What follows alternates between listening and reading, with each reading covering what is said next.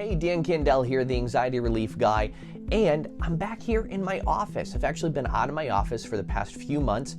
I've been seeing people exclusively online, and it's been great. I've been working with people from every section of the world. People from Australia, Europe, Singapore, people from Canada, people from every section of the United States, all over the place, and it's been great. But it's great to be back here in my actual office, in person, seeing people face to face again. Some people who live in Massachusetts in the United States or in surrounding states want to come and see me in person, and it's no more or less effective than it is online, but people understand. I'm not your average, everyday, ordinary hypnotist. I do things different.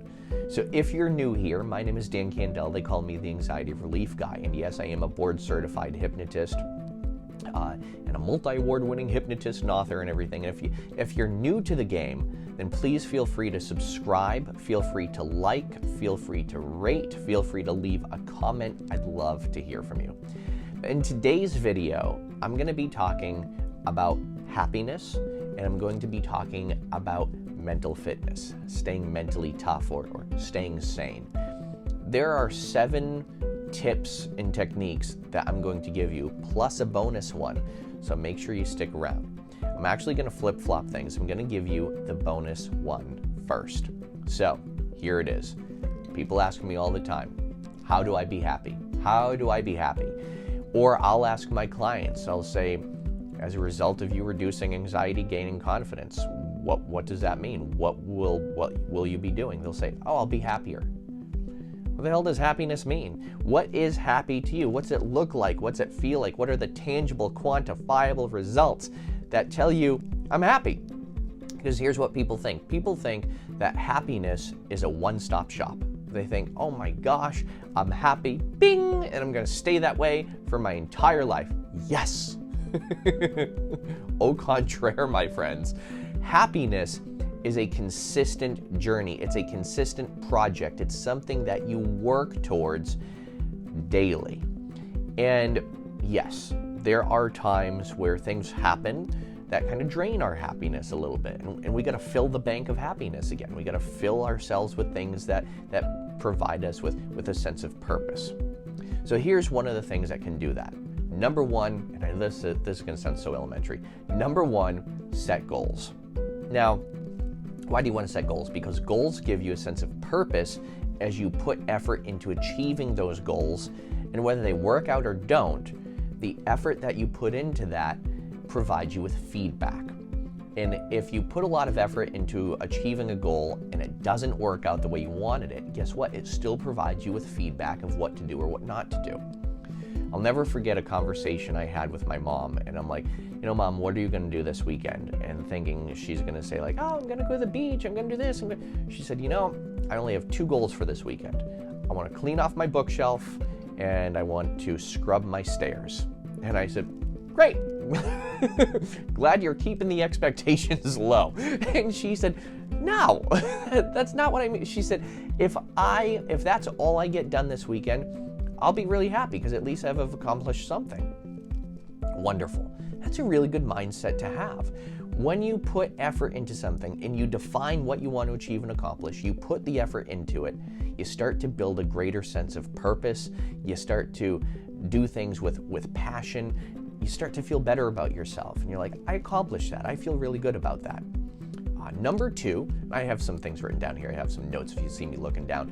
Number 2, know your values, your principles, and what's important.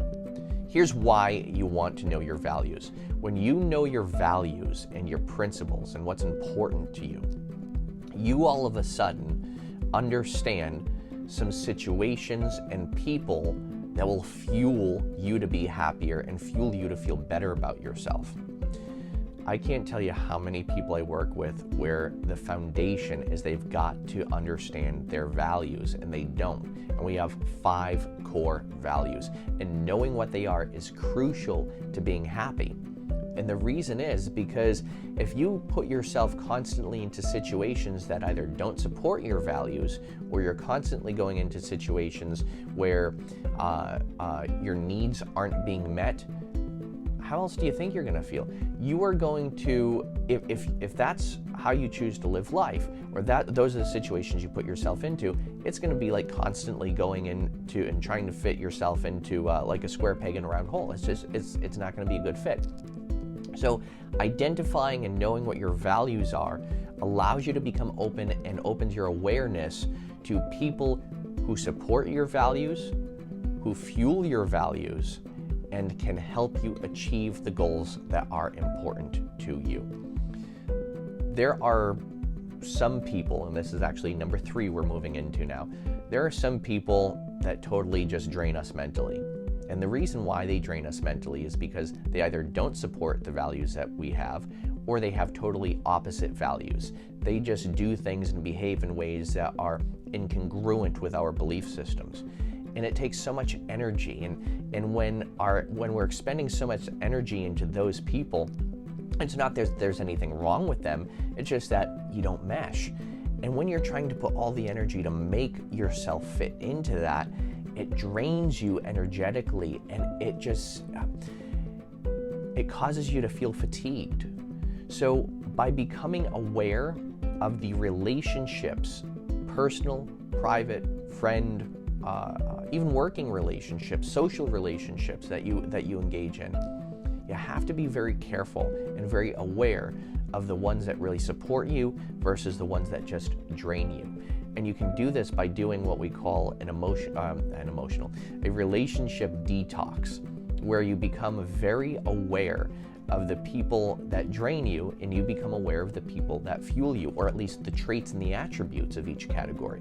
So that way you can go more towards and spend more time, or find more of the people who support your values, who fuel you, and you can limit and set boundaries for the people who don't support you and who drain you and cause you to feel fatigued. So with that said, now we're on to don't believe everything that goes running through your head. A lot of the belief systems that we have are severely out of date. Think about this. Think of some of the belief systems that you have that came from a long time ago that no longer serve you. And maybe it's anxiety, maybe it's an anxious habit that you have, maybe it is a certain belief about yourself, like I'm not good enough. Those are outdated belief systems, and you're still trying to run your life and improve your life on those outdated belief systems. It's impossible to do. It's just like trying to update a computer with out-of-date software. It's not going to work. In fact, if you put out-of-date software on a modern computer, it's not going to operate efficiently. In fact, it might cause a whole computer crash. It's almost like having a virus on your computer, where the same blue screen keeps coming up. Same thing is true in your mind, in your life, with your body. If you consistently are running on those outdated belief systems, and you constantly believe all those things that you're thinking, it's just like running your computer on out-of-date software. So you need a little bit of a mental update. One of the ways to do this actually is to work with somebody like myself, a person who works with both the conscious and the subconscious mind. Like I said, I'm not your ordinary hypnotist. I work with many different levels. I work with you on many different levels, work with you on a conscious and a subconscious mind level as well. Another one, I think we're at number 5. Quit comparing yourself to everybody else. I used to be so guilty of this. I used to measure myself up to my competition. I used to look at what everybody else was doing, especially in my profession, and say, oh my gosh, you're not doing the same thing, or you should be doing the same thing. But guess what? Everybody that you compare yourself to, number one, people, especially on social media, they're only showing you what they want you to see, number one. And number two, what many of us ignore is that many people who are successful, that you're measuring yourself up to, you're not seeing all the work that went into it, you're just seeing the result of the work. So don't measure yourself up to other people. Instead, focus on achieving something for you. When you focus on achieving something for you, that's where the energy goes. Where the energy goes, the energy flows. We get more of what we focus on, all those mantras that you know to be true. If you focus on other people, you're going to always be external focused. Instead, bring the focus back to you and on what you want to achieve and accomplish, and find ways to achieve and accomplish that. We're on number 6 now. I already said be mindful of other places and people you go and the energy that you put into it. So here we go. Move your body. Move your body. Be kind to your body. I will always remember this. Professor Diodati at Assumption College. I went to Assumption College in Worcester, Massachusetts. It was a marketing class, I think. He said, don't pollute your body. Be respectful to your body, because when you're my age, and he was, I think he was in his 70s at the time, he said, when you're my age, your body will thank you. If you respect your body now, your body will thank you when you're older, and you also feel better. So what are some things that you can do to respect your body? Be mindful of what you're putting into your body so you start feeling better. Move your body every day in some way, in some physical activity. This is going to help you feel better about yourself. It gets the endorphins flowing, and I know you've probably heard this ad nauseum, but it's always worth repeating. Respect and protect your body. Your body is your vessel. Your body is the mechanism that does everything for you. And you've heard of the mind-body connection. And to be honest, I've been on a fitness kick literally the past 7 months. Had a health scare about a year ago. And ever since then, I've been on a fitness kick. I have fitnessed myself back to health, and I feel great. I've never felt better. And when you start working towards those things, you start moving your body in a purposeful way. You start being careful of what you put in your body. You start to feel really, really good. And is it going to take away all of your problems? Hells to the no. No, it's not. But it's one of those components that need to be set in motion. Number 7, here we go. So far we have set goals, know your values and your principles. Don't believe everything that runs through your mind, because many times it's out of date. Don't compare yourself to others, and be mindful of people and places that you put your energy into. Move, be kind to your body. And number 7, here we go. 7. I feel like Monica from Friends when she was detailing, anyway.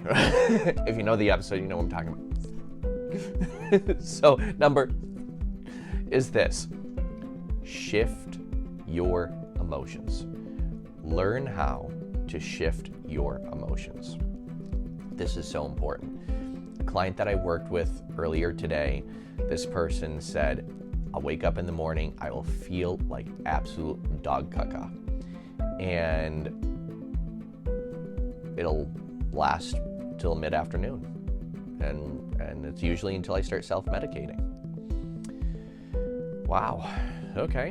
What if you can make that emotion last 60 seconds and then you break out of it? They said that would be better. So I taught them ways to do that. I taught them 6 ways to do that. And these are powerful subconscious ways I taught this person to do that.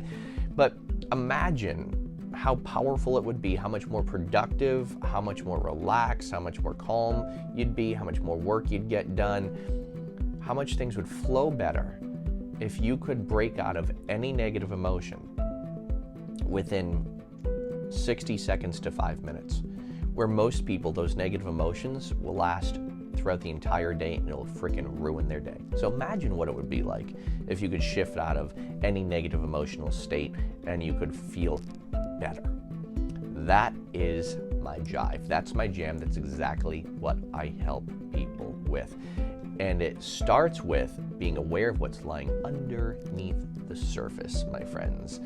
And that's exactly what I help you figure out. And I help you figure out how to stop those negative emotions, rewire your mind, and kind of give yourself a mental reboot.